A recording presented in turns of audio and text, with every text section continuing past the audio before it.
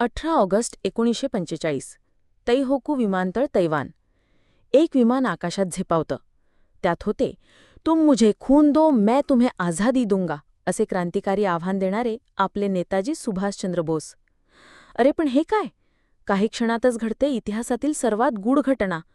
अपघात की घातपात की स्वातंत्र्य लढ्यासाठी भूमिगत होण्याचा प्लॅन?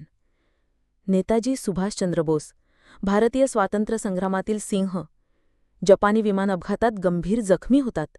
त्यांना तातडीने सैन्य रुग्णालयात दाखल केलं जातं. त्या दिवशी संध्याकाळी जगभर बातमी पसरते, नेताजींचं निधन झालं. पण खरंच ते गेले का? की हा फक्त एक योजलेला लपण्याचा प्लॅन होता? आज 80 वर्षांनंतरही हा प्रश्न अनुत्तरित आहे. नेताजींच्या मृत्यूमागचं सत्य इतिहासातील सर्वात मोठं रहस्य ठरलं. नेताजी, एक नाव जे कधीच मरू शकत नाही.